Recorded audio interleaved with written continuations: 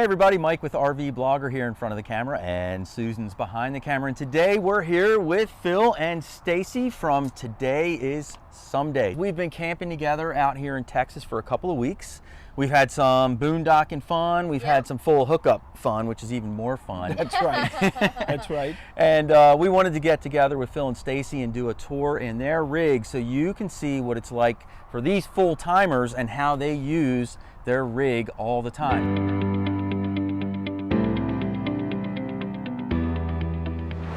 Hi, we're Phil and Stacy from Today is Someday, and you can find us on our YouTube channel, and you can also find us on our website at todayissomeday.net. We've been traveling around the country in our 2016 Tiffin 33AA rear engine diesel. That's a mouthful. And we've named her Ruby, and I got to tell you, we've got her right where we want her. She's a perfect home on wheels. That's right, she's perfect for us, and we would love to take you in there and show you the pros and cons of living in our motorhome. Welcome. We are so glad you guys are here, and we want to really just show you really what makes this RV comfortable and how we live in it every day, because as you can see, it's a pretty small space. The number one thing that got us to purchase Ruby is the fact that we have opposing slides, and what that does is it opens up our living space and makes it kind of feel like a living room. Now, we've actually had 12 adults in this space sitting in all these chairs comfortably, so we can have a little bit of a get-together or a party in our RV, and we've had a great time in RV parks with all of our friends. Yeah, and we didn't do it by bringing in any extra chairs. This is just what you're seeing here. We could put 12 adults comfortably. So it just, when we were sitting in here when we first found her, it just, we started envisioning, okay, this is like a living room. It felt like a living room, and that's what really hooked us on this Tiffin. Yeah, and let's talk about how we use the space. Now, this is, as you know, with an RV, it all has to be multi-purpose, and we work a lot for RVs. So this table here looks like the dining table, but it's really the game table. We actually play games here, cards and board games with our friends. This is also my office. As you can see, this computer is here, and it does tend to get a little messy sometimes. I try to keep it contained because it is a small space, but at dinner time, we have to clear out my office so we can also have dinner. Yeah, and the one thing that we needed, without a doubt, was our own connectivity. We needed to be connected to the internet, to the World Wide Web.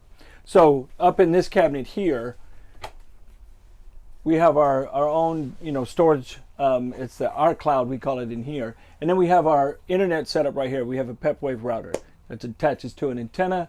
We use two different cell carrier SIM cards, so we are self-contained with water, holding tanks, and our own internet. We always have internet wherever we go. We bring it with us.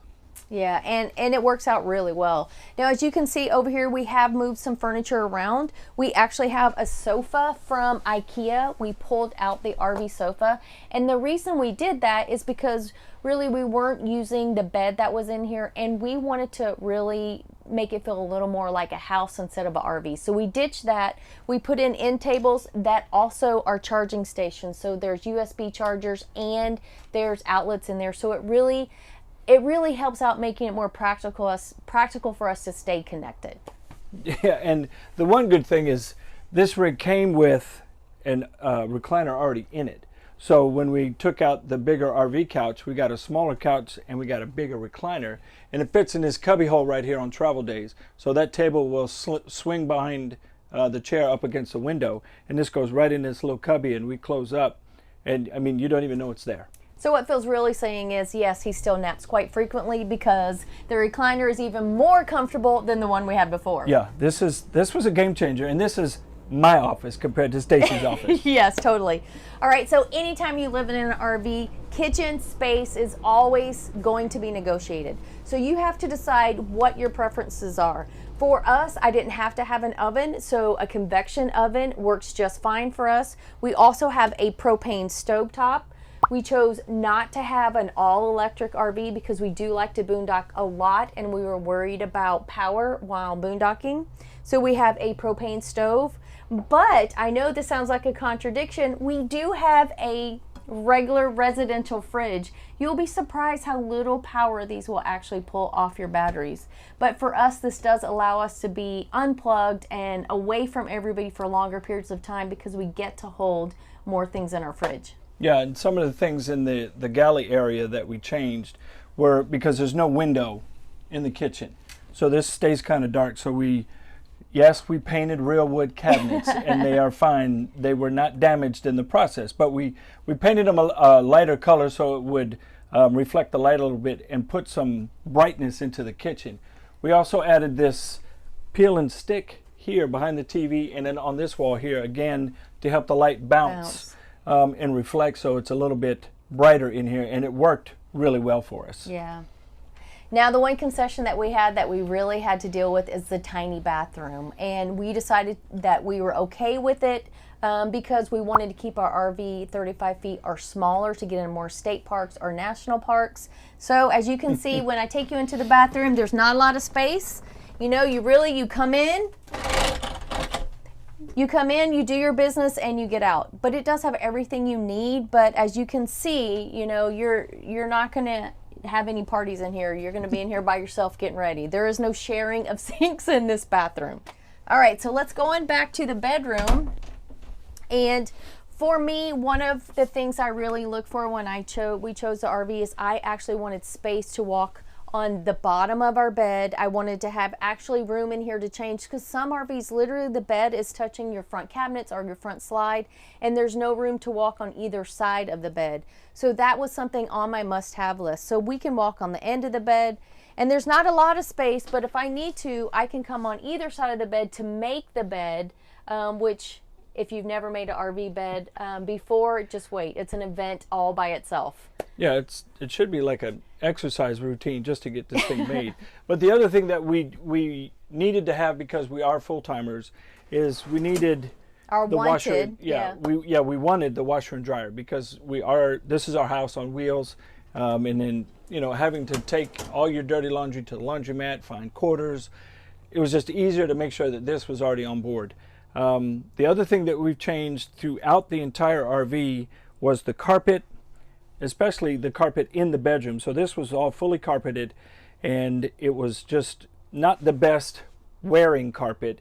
It wore out pretty fast, so we took it out and we had the vinyl planking installed, and then a more durable carpet put in throughout the RV. So it really brightened it up, it spruced it up, and again, it's more of the homey feeling and touches that we were going for. So when you're deciding on your RV and you're worried about space, remember there are a ton of space saving items out there for you. So clear bins and stacking bins, and when you start organizing and doing things like that, you're going to get a lot more clothes in your RV than you think you would. So we definitely aren't skimping on clothes. We aren't skipping on anything really that we need, that you would need in a house. Yeah, there is nothing that we have gone to turn on or go to grab, just like being in a house, that we've not been able to do. So it's really like just living in a small apartment. Yeah.